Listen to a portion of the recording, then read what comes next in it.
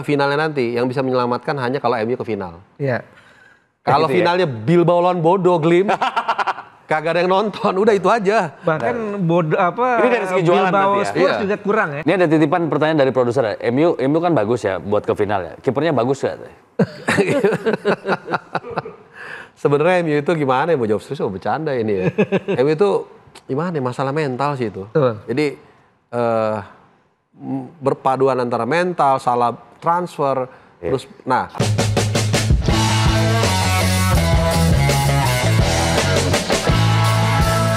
Lautaro Martinez yang dia rebut bola, si Akanji blunder, Lautaro Martinez dapat cuman bisa digagalin Ederson kalau gua nggak salah.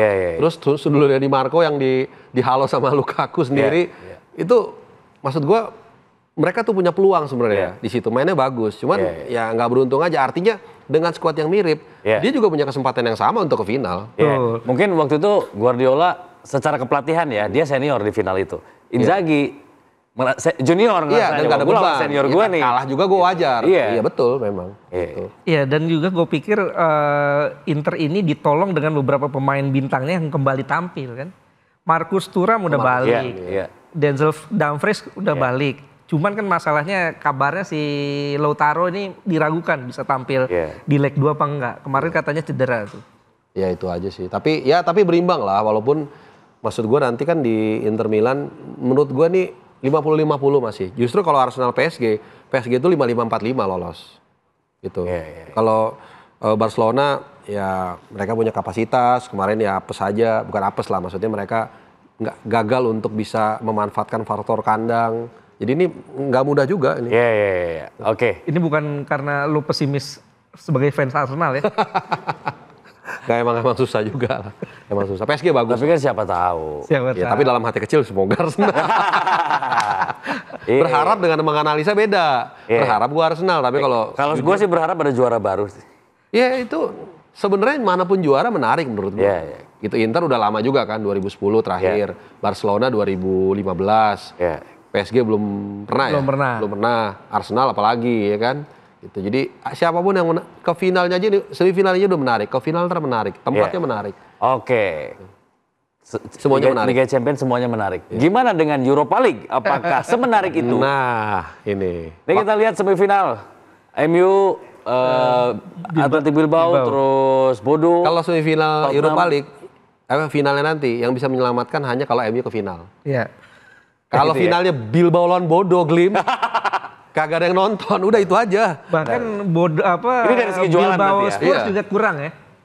Bilbao Spurs, ya kurang. Coba lu denger aja deh, with all respect ya. Kita bicara exposure, final Europa League, Bodo Glimt lawan, Bodo Glimt lawan Bilbao lawan Bodo Glimt atau Bilbao lawan Spurs, kayak kurang deh. Jujur, MU itu suka atau nggak suka, setuju atau nggak suka, mereka lagi terpuruk. Kalau nama dia tetap jadi magnet. Kalau dia ke final, mau lawan, kalau gue lebih senang sebenarnya lawan Bodo Glimt. Karena beda warna kan, beda negara. Ini kan kalau lihat MU sama Spurs kan kayak liga aja. Kalau gue kurang suka gitu. Tapi nggak tahu kalau Ais mungkin. Iya, kalau dari sisi itunya memang betul ya. Lebih ideal kalau MU dengan Bodo. Tapi kan secara kualitas Bodo ini tim kejutan kan. Tim kejutan biasanya mentoknya di semifinal. Tetap kualitas Spurs lah, nggak bisa bohong gitu. Kalau gue berharapnya MU lawan Bodo biar seru mewakili dua warna. Cuma kalau lihat kualitas gue setuju. Kenapa nggak Bilbao? Ya kalau Bilbao bisa aja. Cuman maksud gue kan fans MU kan banyak, menarik, ya kan. Jadi kalau mereka kan lagi sedih nih, lagi happy abis lolos dari degradasi kan. Ya iya dong, happy dong. Hampir udah. Jadi udah lepas nih, plong ya. Udah plong. Udah all out ya. Nah, jadi udah all out. Mudah-mudahan bisa lolos ke final. Cuman kan rekor MU lawan tim Spanyol kan kurang bagus juga. Nah, justru kalau gue lihat yang gue khawatirkan Bilbao justru lolos ke final, bahkan bisa jadi juara. Iya, kuat juga. Secara kualitas ya sebenarnya sih. Kalau kita secara permainan. Kita ngomong yang sebelum-sebelumnya Sevilla, Villarreal. Kalau tim-tim Spanyol itu kuat di tier kedua Eropa ini. Iya, benar. Iya, karena mungkin dia kalau Sevilla ke final nggak pernah kalah kan? Iya. Pernah 3 kali berturut-turut juara Europa League. Jadi juaranya? Kalau gue maunya sih MU ya. Oke. MU bisa lolos ke final biar seru lah. Iya. sebagai istilahnya orang media kalau seandainya ada MU di final kan Jualannya enak ya? Jualannya enak. Ya, ya. Nulis beritanya juga semangat ya? Biasanya semangat. Iya. Ya, tapi kalau dari segi analisis gue sih Bilbao yang bakal juara. Bilbao? Iya. Oke.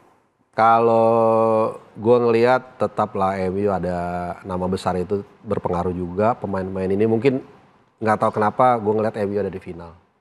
MU ya? Biar beda aja sama dia. Ya, ya benar harus gitu. Harus gitu. Tapi gue punya feeling MU bisa ke final.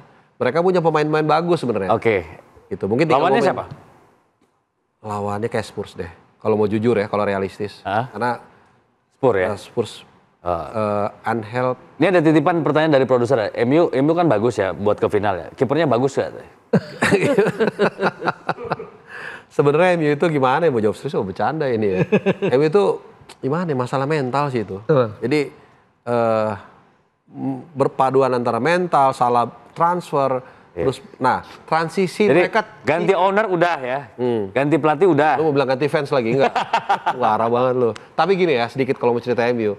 Mereka tidak memiliki atau melakukan apa yang dilakukan dengan baik di Liverpool, transisi kepelatihan. Ya. Liverpool super perfect.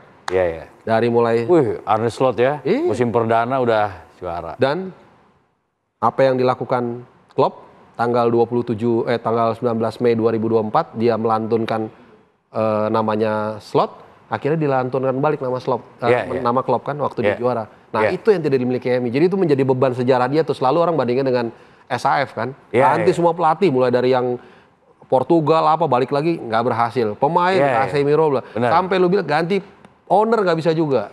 Iya, dan Slot ini luar biasa karena dia satu-satunya slot yang nggak dilarang ya. Judi itu.